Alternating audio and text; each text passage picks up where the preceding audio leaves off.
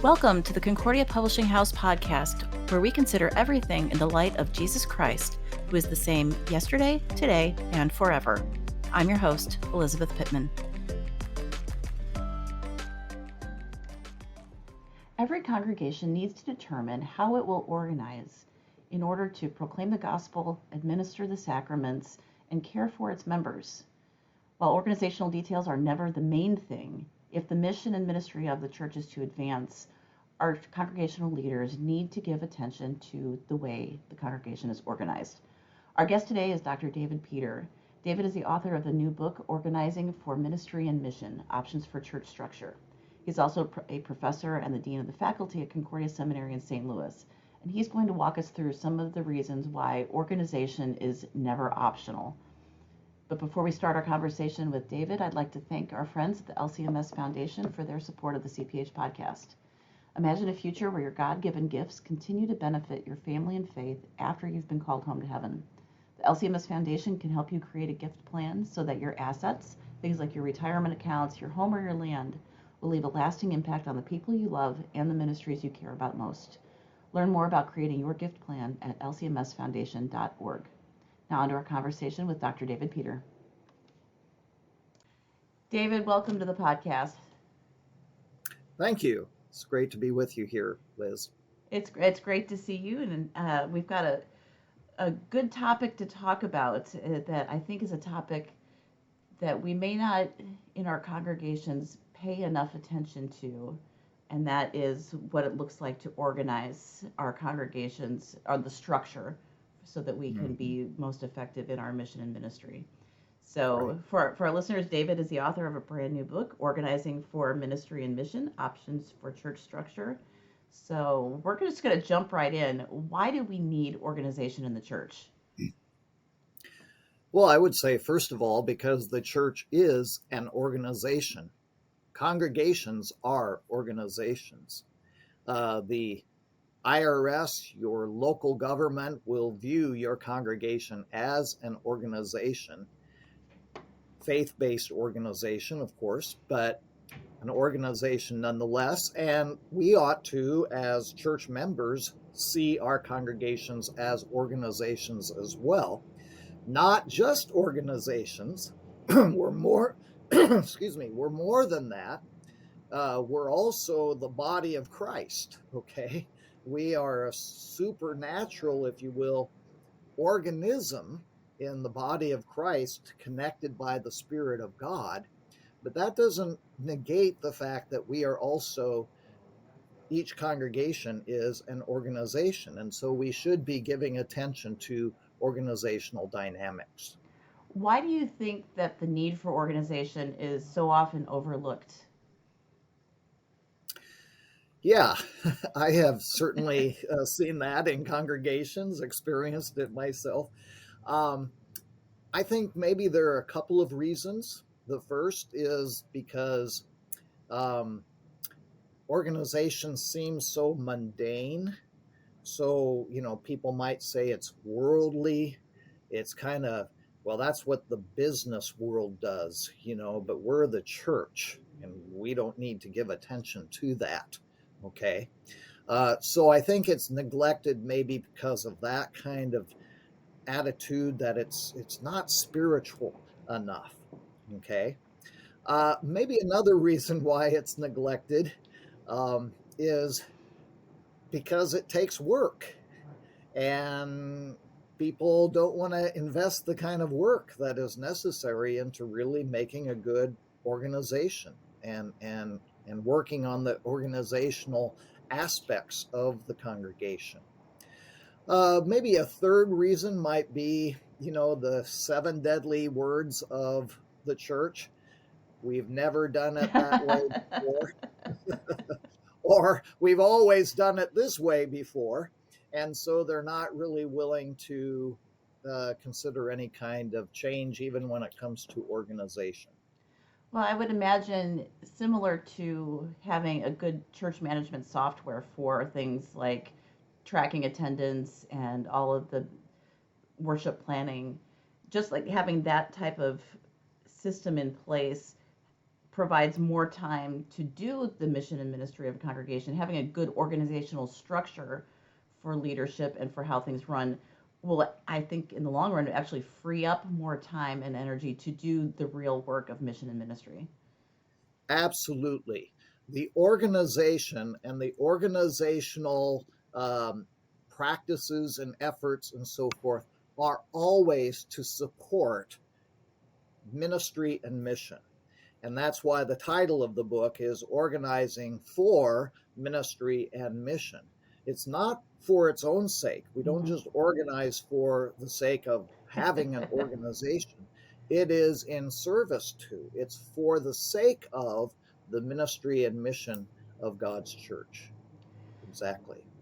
So what are some, as we look at the organization needs, what are some of the theological dynamics? Because we are talking about this organism that you described of the church. Mm-hmm. What are some of the theological dynamics at work in parish organization? Yeah, I think what is really helpful here theologically is to get kind of a framework in terms of what the church is. And some of my colleagues here at Concordia Seminary, especially Dr. Chuck Aaron, have really helped me in understanding this kind of framework. But he says, and he builds this off of statements from our Lutheran confessions, he says that there are two dimensions to a church. The first is the spiritual dimension, what he calls the spiritual dimension, and that's the most important one. That's where the Spirit is working through word and sacrament to bring forgiveness of sins, life, and salvation to people, both those who need to hear the gospel and those who already have been remade by the gospel, always being formed by the word of God and by the sacraments and so forth. That's the spiritual dimension of the church, associated with the third article of the creed, which is, the Spirit's calling, gathering, enlightening, sanctifying his whole Christian church on earth. But Dr. Aaron says that there is another dimension of the church, which he calls the sociological dimension of the church. And that sociological dimension is really having to do more with the first article of the creed, creation, that God has created us as physical creatures, beings, and he's created us to be in social relationships with one another. Going all the way back to Genesis, it's not good for the man to be alone. There's a sociological unit there. And with the sociological unit, basically the basic unit is the family. Even the family needs organization. Even the family needs leadership. Yeah, we're both parents. We recognize. We need organization to get out the door to church on Sunday. Exactly. So there is that need for us to organize sociologically because of this dimension. It doesn't diminish the spiritual dimension at all. In fact, this is the way in which God has created us. And so we need to give attention to both the spiritual dimension and the sociological dimension. And we give attention to the sociological dimension of the church, which involves organizing for the sake of the spiritual dimension of the church. It's a good thing to do, and I think when we do look at it, we need community, and to have that organization to keep things in line and running smoothly is so helpful. The family analogy is a really good one, because if things slip, it all goes sideways really fast. That's right. So I'm sitting here as we're talking at the CPH building in St. Louis, and out the window I can see the steeple of one of CFW Walther's original congregations here in the St. Louis area. And as we look back to the early days of our church, what guidance did Walther have about congregational organization? He started several of them right in this area, in this neighborhood. What did he have to say? Yeah, of course, Walther wrote widely and theologically in-depth essays and books. We're familiar with his proper distinction between church and ministry, his proper distinction between law and gospel, also his book on church and ministry and so forth. But there's one book that he wrote that's oftentimes, I think, overlooked. And I'm glad that CPH published it because that made it available and accessible to me. But it's called The Form of an Evangelical Lutheran Congregation. Okay. And that title itself, The Form, speaks here that Walther recognized the need for form or structure for a Lutheran congregation, but more broadly speaking, for any kind of Christian congregation. There's the need for form and structure. And what I really like about that book that Walther had is it's divided up into three parts. And the first part, he focuses on the rights of a Christian congregation. And there he builds it primarily on the keys to the kingdom, the word and sacrament ministry of the church that God has given to his church, that ministry and mission that God has given by bestowing the authority of the keys to his kingdom to the church. Okay. The second part has to do with the duties of the congregation then, and he identifies 6 priorities or 6 primary duties of the congregation that basically amount to worship and education, pastoral care of the people, fellowship both within the congregation and in broader with other congregations, and like in synod and so forth, and even beyond synod, service to the people in the congregation and the people beyond in terms of their creaturely needs and so forth, and these kinds of priorities then are what the church should attend to. And then he moves on to, well, how do you do that? How do you put that into practice? And he provides a structure for the congregations of his day and age. I don't say that that's necessarily the structure. It's not. And he himself says this, this is just something I commend to you, and you make it, design it the way that will work best for you to accomplish those priorities. So I think that the way in which he goes about it is really the proper way in which congregations should go about it as well. To first of all identify, what has God given to us as a church to do? With the keys of the kingdom. What are the priorities that God calls us to in terms of accomplishing as a congregation? And when we lay that out then, and that becomes clear, then we talk about, okay, how are we going to make that happen organizationally? And again, his principles here are what I've just earlier emphasized, that the organization is for the sake of the ministry and the mission of the church. So he basically lays out the mission and ministry of the church, first of all, those priorities, and then how do you organize to make that happen? And again, he gets very, very specific in his recommendations for organizing and so forth. And so it shows that you've got to get into the weeds of specificity eventually with organization, but we always keep in mind what is higher up, those priorities and the rights and privileges that God himself has given to congregation.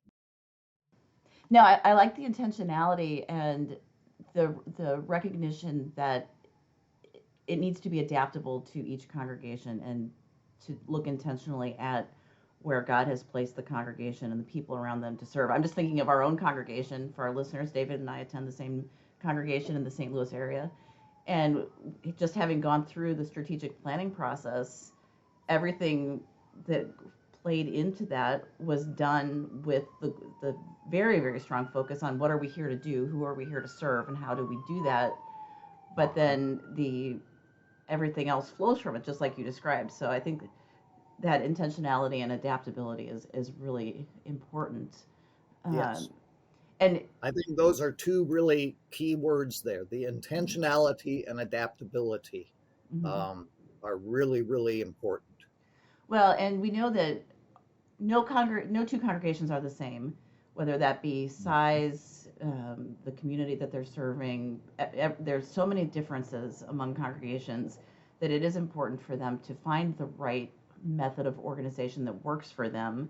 What are a few of the different organizational models that are out there that congregations can look at as they're looking to organize? Yes. In my role as a professor here at Concordia Seminary, I teach courses in pastoral leadership and congregational dynamics, parish organization, administration. And I do that to seminarians who are going to be pastors, but I've also taught many courses to pastors who are already serving in congregations and through our graduate program, Doctor of Ministry program, and so forth. And so that has really helped me to become aware of the different models that are used for organizing congregations. And I divide it up into three main models, okay? And it's not original with me in terms of these three models. Others have recognized this and identified these three basic models. And various congregations use these three models in various ways according to their needs and context, and some kind of integrate aspects of models and so forth. So they're not like hard and fast, discrete models. But the three models that I describe here are the working board model, the managing board model, and the governing board model. And the working board model is the more traditional model where people are elected into positions on boards, and these boards have specific areas of responsibility: Christian education, worship, fellowship, stewardship, whatever, okay? And the members of those boards are expected to do the work that's necessary in that area, okay? So it's very much hands-on for them to do that work.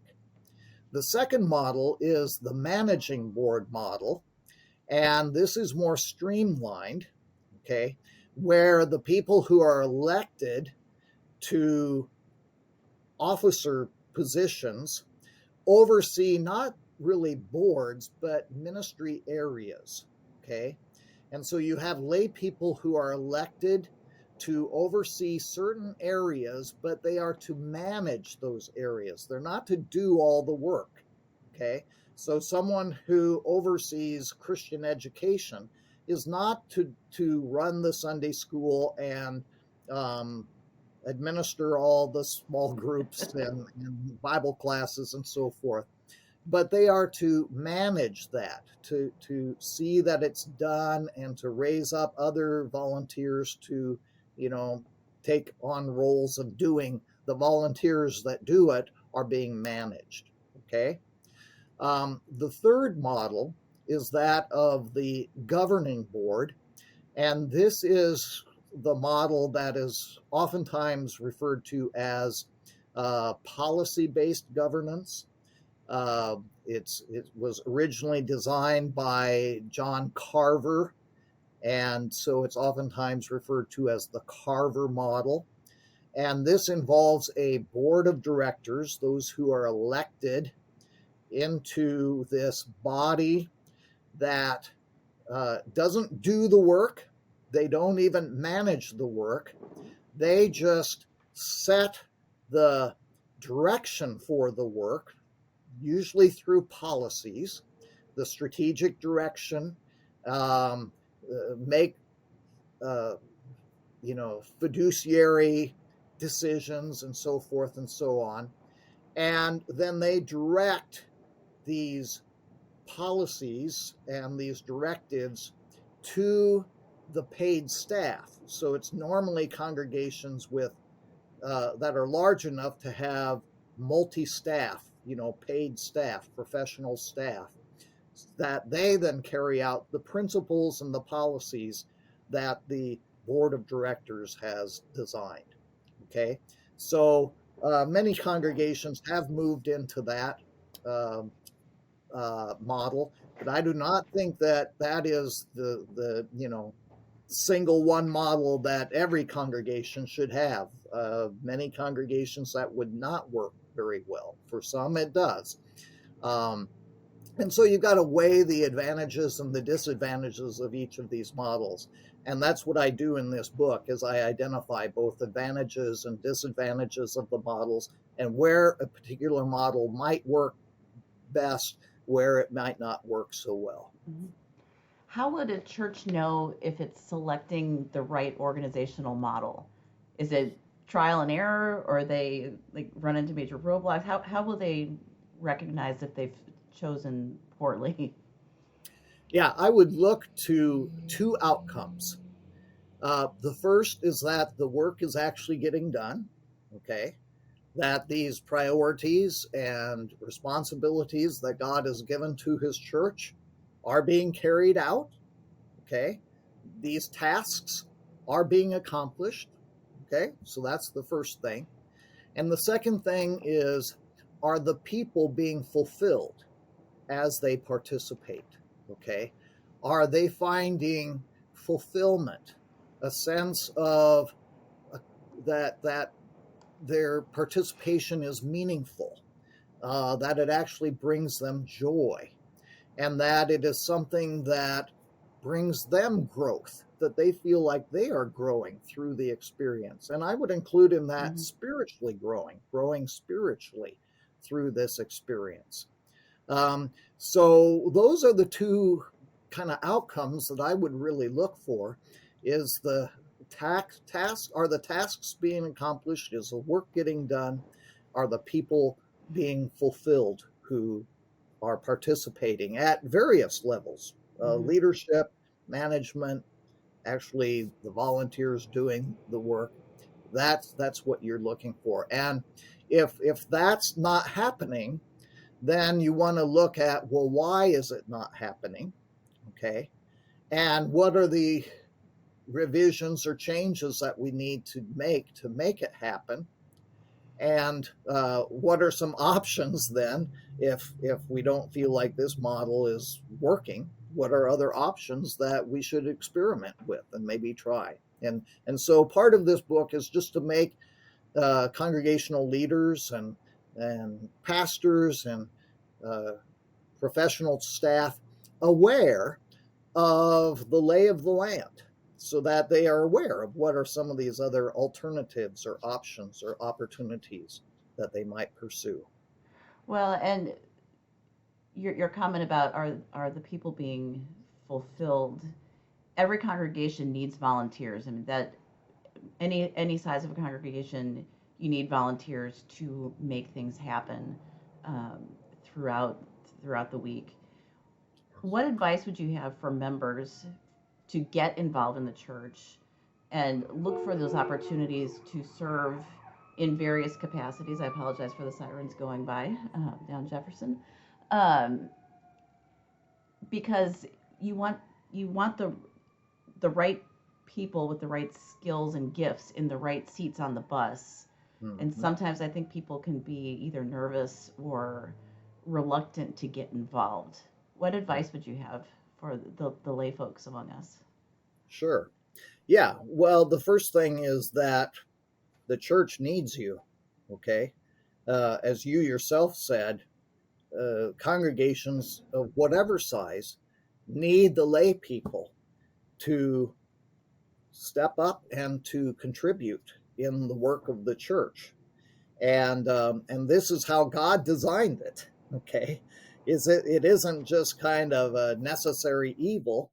It's the way God designed it to be, with very, very fruitful outcomes. It's a great blessing that God designed it this way, that the lay people now are very much involved in the work of the church. It's not just the clergy or just the called church workers, but the lay people are involved.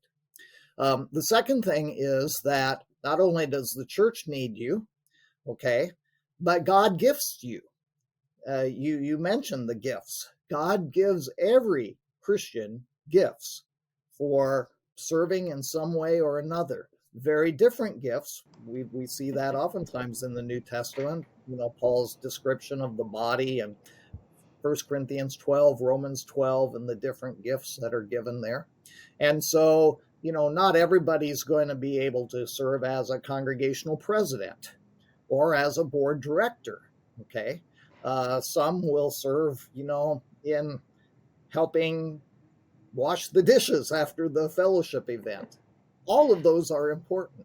See, I know my gift is not leading Vacation Bible School, so I know where I am better served, and That's right. Okay, so and that's good. what we want to help our members to see, where their gifts are and where they're not, and then to help them grow into those gifts in service to the Lord and to His church and to the world as well. So God gifts you, but then God also uses you. This is what we need to say to our members and to our volunteers, that God is working through you. And this is the way God has chosen to work, is through people, through means. And so to see what you are doing as an extension of the hand of God, the work of God. Okay. Now that happens in our various vocations, not just in the church and in the activities of the church. It's in our home, it's in our neighborhoods, it's in our communities, our workplace, and so forth. God is working through us. But here is another place that God works through you. And this is a great place then for you to experience God's working through you. And then the last thing I would say is God will bless you. Okay? He promises that. He promises that there is blessing to those who serve. Many times there's sacrifice as well. It's not always going to be, peaches and cream. I think every person who has ever served in particularly leadership positions in congregations know that it's not all, sweetness and saccharin. There's a lot of challenges. There are frustrations. There are hardships. But that's where God grows us and develops us.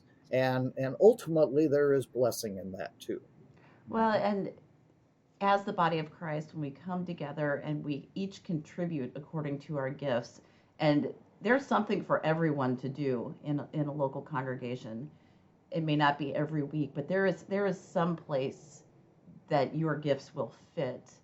And you're right, it makes for a much more fruitful and a richer experience.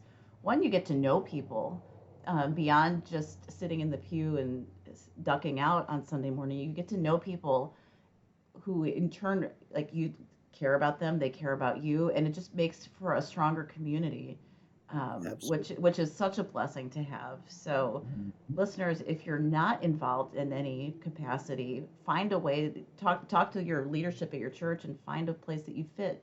It can be as simple as greeting people at the door, and there's a spot for you to be involved. How have you seen the COVID experience that we've been subjected to these last few years, and that now we're still feeling the effects of? How have you seen that change the way that church boards are functioning? Yeah. I would say that it has, in my observation, accelerated certain directions that had already been in place. Okay. Um, the first one would be that you don't always have to gather face to face, person to person, to accomplish, the communication and the meetings and so forth. Um, you can do that online now with the technology, the resources God has given to us. Okay, just like you and I are doing here, Exactly. Liz. So this is one thing that it has forced more congregations to utilize the technology and people to become familiar with and comfortable with the technology. And in many ways, I think it's a very, very good stewardship of people's time and so forth to be able to do it this way. Um, there's also the danger, though, that everything becomes, distance. And that's not the way in which God intended it either. So we still do need to, have that kind of touch of rubbing shoulders together, of being together. So it shouldn't be, you can go off into one ditch as well as another in this regard. Okay. So, and the other thing that I think that maybe it has accelerated is the movement more for people to commit more to just what I call ad hoc efforts and uh, those that have a specific deadline and terminus date, okay, to completion. More and more people are inclined to do that. They're less inclined to simply say, well, yes, I'll serve in this leadership role, indefinitely, or even if you've got terms for 3 years, okay, 2 years. They're less inclined to do that and more inclined, well, I'll participate in some kind of effort or initiative and I'll get my hands on in that and contribute my all to that. But I want to see it come to completion and see the results and then kind of take a break or a breather from that. Um, and so we're seeing more and more of that. We still need the people who are long term, going to serve as, a board director for a term, a president or vice president, treasurer, whatever, for a term. We still need those kinds of people. Um, but I think more and more we've got to think about organizing ourselves with these various efforts, initiatives that are more ad hoc, and people will involve themselves in that. And I have a whole chapter on developing action teams, which I think is very, very conducive to this approach, where people are organized to attend to some particular task, some particular effort that has a completion time, and when they're done, they celebrate that, but then they're kind of freed up from the responsibilities until the next opportunity arises for some kind of an action team participation. I think it does become a fear or something that will cause people to hesitate to volunteer if they're afraid that if I do this once, I'm going to be in it forever. Yeah. And that can be a hard thing when a long-term volunteer decides to pull back out of something that they've done for a long Mm. time and finding those replacements. So I could see good communication at every level, whether that be for a long-term volunteer position or something that is an action team type of thing. The Right. more clear the communication and the expectations, I think the easier it is for people to throw their hat in and say, yeah, I want to be a part of this. Yeah. Absolutely. What are some common mistakes that you see being made by church leaders, and how can those be addressed? Yeah. One that I see oftentimes happening is um, you recruit somebody and they say yes to a position, particularly a leadership position, and you just give it to them without any kind of equipping or training for that. Okay. It's just assumed, okay, here is what we have and go for it. And oftentimes that is frustrating. It's frustrating for the person because they don't feel like they have support. They feel like they've kind of been thrown into the water to sink or swim. And and then it can be frustrating to the church too, because things aren't getting done as we thought would be done here with that. And so I would say something that is very, very important is to have some kind of process for leadership development, okay, in which you prime and prepare people for leadership positions in the church. And again, I've got a couple of chapters on a process for doing that. And they're there because of that very reason. I've seen this so often that, particularly for the primary leadership positions in the church, there is the need for, um, again, formation, training for that position. So that would be probably one of the most important things that I would see as a problem that many churches do in terms of their organization. Um, and and then probably the other thing is just what you were mentioning before with your strategic planning process. A lot of times congregations just kind of do the same thing over and over and over again without even knowing, why we do it. Okay, without the kind of intentionality that you were speaking of before.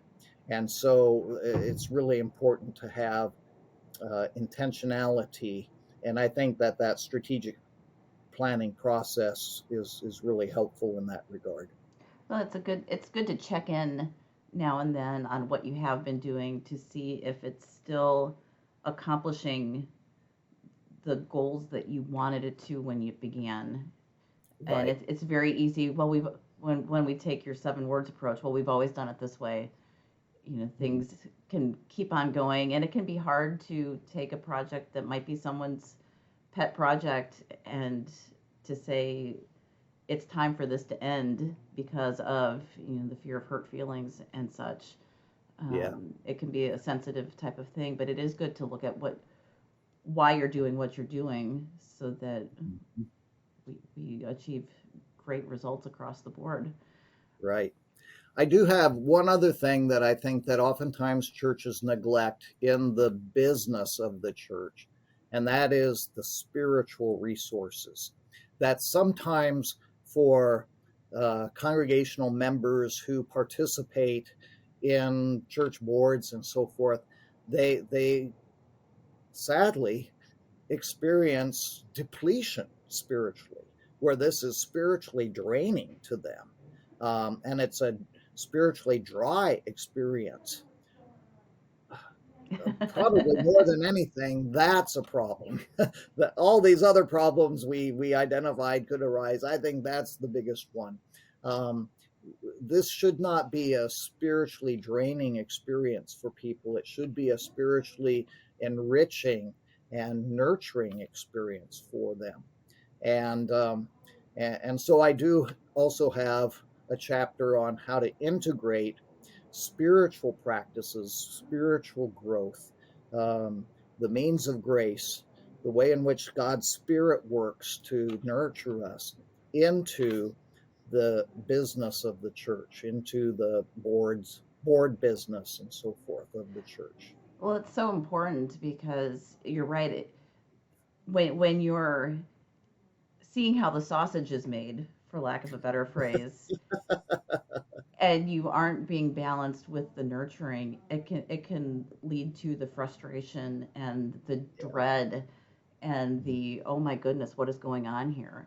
And Yes. so I think if we keep first things first and keep our eyes on our spiritual nourishment, and if the primary focus is there, that kind of removes, I think, some of the angst over the business of it that can lead people to get stressed and get agitated and whatnot. So Yes. keeping priorities in check is always a good thing. That's right. At That's any right. level. As we start to wrap up, what advice do you have for board members, other congregational leaders, as they approach, the organizing for the ministry and mission of the congregation? Yeah. Um, Again, I would probably just emphasize, first of all, intentionality. That you make sure that everything that is being done in the organizational aspects of the church are intentional. And that again goes back to what C.F. W. Walther was emphasizing here. First of all, we've got to know what is the rights and the privileges and the mission that God has given to the church. What are the primary duties that we are responsible for? What are those priorities? And then fit everything else, the organization, to that. That makes it intentional. Okay, so I would just say, work on that. And then secondly, though, is also just to emphasize the church is this two-dimensional entity. It is a spiritual reality, but it's also a sociological reality. And so don't neglect the sociological aspects. Certainly don't neglect the spiritual aspects, but also don't neglect the sociological aspects, which is primarily what this book is attending to. Well, it's an excellent book and an excellent resource for our congregations and our church leaders across the board. So we thank you for writing it, because it's not, as you say in the book, it's not optional. It's something that needs to be done for the good of the ministry and mission of our congregations, even though it's not, we can get distracted and not want to do the work, as you said earlier. Yeah, you're going to organize. The question is, are you going to do it well, or are you going to do it poorly? Exactly. And the purpose here is to help you do it well. So for our listeners, we'll link to David's book, Organizing for Mission and Ministry, Options for Church Structure, in the show notes. I encourage you to take a look at it, share it with your congregational leaders, because it is definitely worth the read. David, thanks so much for being with us today. My pleasure. Thank you. It's good to see you as always. Listeners, we'll see you next time.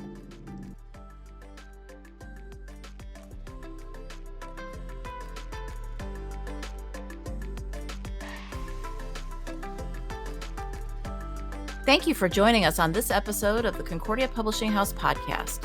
I pray that this time was valuable to your walk with Christ. We'd love to connect with listeners on Instagram, Facebook, and Twitter at Concordia Pub. Visit cph.org for more resources to grow deeper in the gospel.